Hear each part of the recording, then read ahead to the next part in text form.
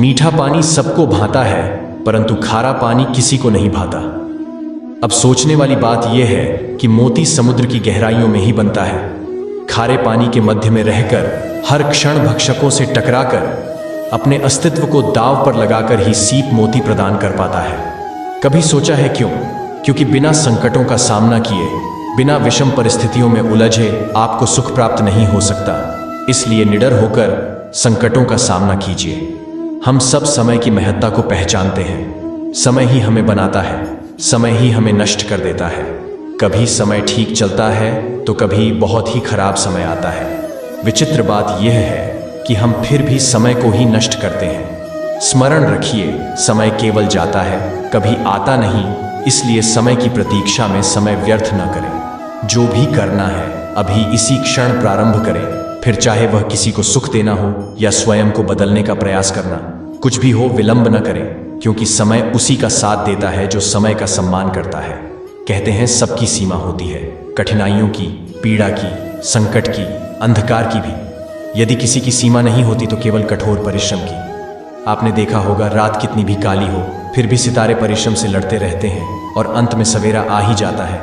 आंधियां पंछियों के बसेरे को तहस नहस कर देती हैं, किंतु पंछी अपने परिश्रम से उसे फिर से बना ही लेते हैं, क्योंकि सीमित को असीमित से हारना पड़ता है और परिश्रम असीमित है। बहती नदियां कितनी सुंदर होती हैं, पावन होती हैं। जहां से जाती है वहां एक नया जीवन प्रदान करती है, धरती को सींचती है, अकाल को दूर रखती है। कदाचित इसीलिए नदी को मां समान पूजा जाता है।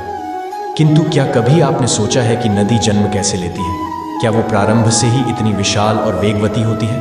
नहीं, वर्षा की छोटी छोटी बूंदें गिरकर मिलती हैं और एक सूक्ष्म धारा बनाती है। धारा पर्वतों के हिम को काटते हुए, हिम पिघलाते हुए जल प्रपातों से गिरती, चट्टानों से टकराती और फिर जाकर नदी बनती है। इसी प्रकार ऐसे ही सीधे सीधे कोई महान नहीं बन जाता।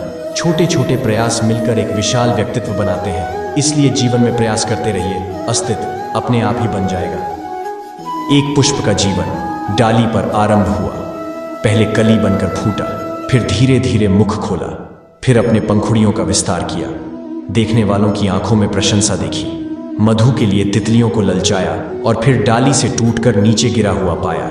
नियति ने ऐसा क्यों किया?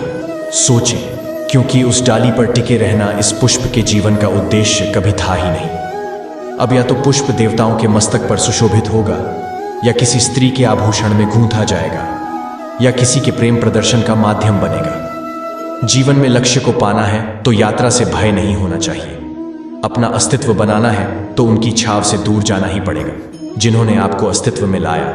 यही जीवन की निरंतरता है। सागर का जल खारा होता है और किसी नाली का जल दुर्गंध से भरा होता है। क्यों?